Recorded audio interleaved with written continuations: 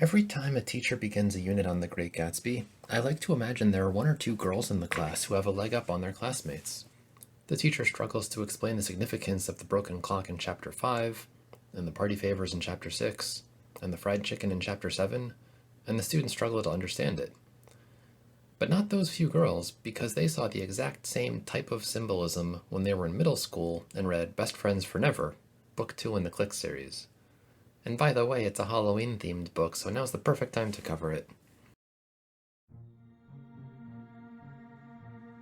The symbol I'm referring to is in Chapter 4, on a school trip to the pumpkin patch.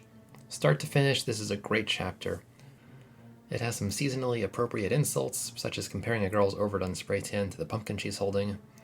And not much later, a joke about the meaning of life is remarkably witty and catches you completely off guard.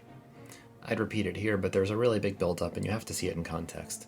Anyway, the big moment happens when Massie and her clique start discussing plans for their upcoming Halloween party, which is to be her first ever party featuring both boys and girls. Remember, they're still in middle school. Alicia shocks the girls by sharing tales of her own boy-girl parties, including a party game she played called Kiss or Be Kissed. You can imagine what it's like. Then the book says, Massie had no idea how to respond. She suddenly felt like her best friend was a total stranger. Well, I'm not sure if that game will fly with my mom, but we can try, Massie said. For the first time in her life, she hoped her mother would be around to meddle. Massie noticed Kristen and Dylan staring at her, trying to read her expression. She didn't want them to know she was secretly panicking, so she turned toward the nearest pumpkin and kicked it. This one's not quite ripe yet, she said to no one in particular. On the surface, it's startling to us because every page before this, in this book and the first one, Massie has been confident, in control, and way ahead of her friend in every respect. Here, she's in over her head, and embarrassed, and unsure how to act. As much as she wanted to have her first kiss in book 1 with Chris Abley, she never got it, and certainly doesn't want to kiss a bunch of random partygoers. So she makes up an excuse involving her mom, pretty clever, and then tries to steer the conversation in another direction, to the first thing she sees, a pumpkin. Let's go beneath the surface. The scene could have been written differently. The first thing she sees could have been anything. Another student, the tour guide, the school bus, someone's designer purse, a normal-looking pumpkin. But no, it's a pumpkin that isn't quite ripe yet.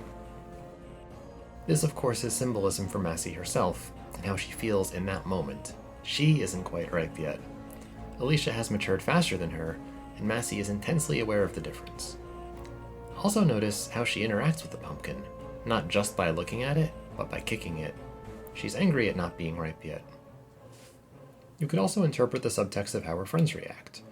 Alicia by embracing the adult aspects of the party, Dylan by attempting to seem grown up but failing, and Kristen trying to evade. Apparently Massie isn't the only one panicking. But the main thing that moved me was the pumpkin symbol. Like I said, it reminded me of several moments in The Great Gatsby, and no, I wasn't joking.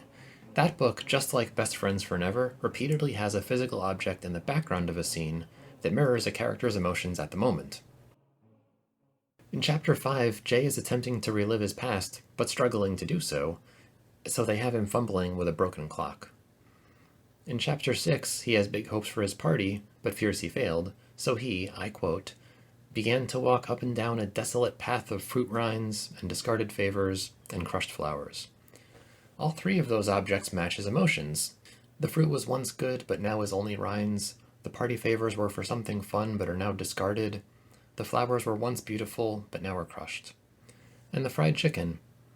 At the end of Chapter 7, Nick peers through Tom and Daisy's window, expecting to see a huge fight. Instead, they're calmly discussing things at a table over a plate of, quote, cold fried chicken. The chicken was hot and fried, but now it's cooled down. Just like Tom and Daisy, things were agitated before, but now they're calm. All of these are the same technique that the Clique uses. Massie is feeling immature, and our attention is drawn to a pumpkin that isn't ripe yet. Crafty, right? The literary world doesn't seem to respect girly books much, but I believe they should.